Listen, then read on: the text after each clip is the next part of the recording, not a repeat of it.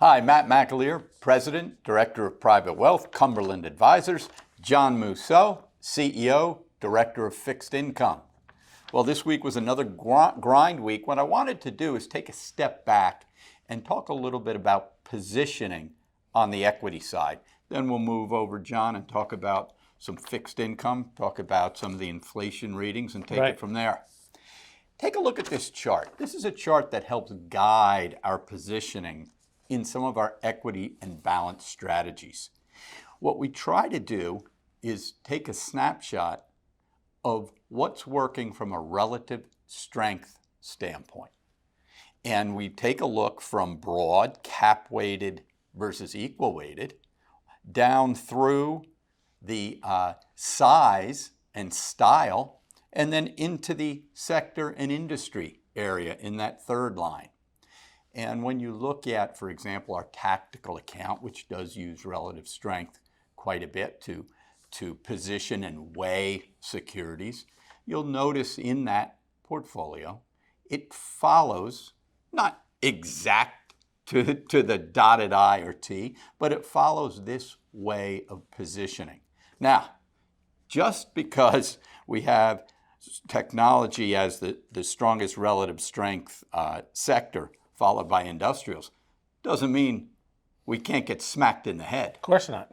One of our positions, fortunately, John, our smallest position in our tactical account is Adobe. Came out last night after the close. Earnings were just fine. A little bit soft on the forward guidance. Boom. Opens up down 10%. Now, at a 2% position in the portfolio, we live to fight another day. Knocks about 0.5% off performance. All right. We'll stay in the fight there. But again, just because sectors or industries are strong doesn't mean you're out of the woods on all positions. So we take it all the way down to position by position by position, and we'll manage that position. It's going to be an interesting battle with Adobe, and I'll keep you informed on that because that will give you some insight into how we manage portfolios. In terms of fixed income, John, what do you have for us? Matt, last week we talked about the grind down in yields. This week was the grind up in yields, and a lot of it basically based on inflation. So you had CPI came in right on expectations, which was 0.4, which is a little high, but that's what we printed. Remember, energy is been climbing higher in there. The core inflation was a touch higher at 0.4 versus an expectation of 0.3. But the one that really kicked the market in the fanny was the producer price index, which they were expecting at 0.3 and came in at 0.6. And we think a lot of that reflects energy. It is certainly a one-off versus what we've seen on the monthly PPIs, right, which have been, 0, 0.1, 0.2, 0.1. And so that threw the market for a little bit. We're not reading anything into this yet because what we want to see is what is the trend, right? What's going to go on forward. So, you kind of bounce around, and as we've talked about, that 10-year bond yield has bounced around 4 to 4.25. It's a little outside it right now as a 4.30 as we're here on a Friday.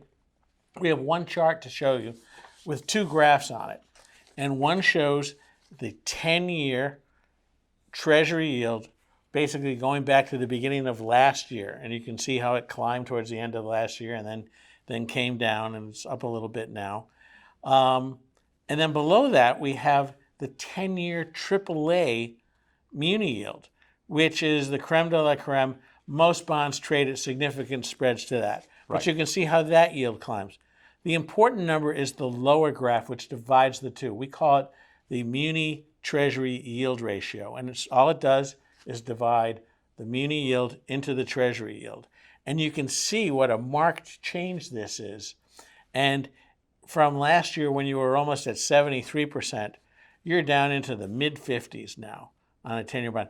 And that shows you why munis have been so rock solid this year. Right. You have seen huge demand on deals. You have now seen flows into municipal bond funds. We know we've had a lot of private money come in.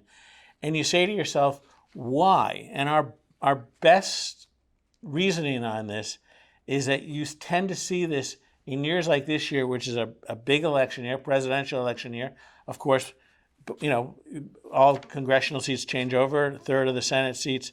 And what we think this is smart money saying, I'm getting my money placed in munis now because there's a chance we could see a change in policy or a change in tax policy, depending on whether it's the House or the Senate or the White House or some combination thereof, change over. So, even though yields have risen this year, you sure as heck wouldn't know it from the muni market. Yeah, very solid.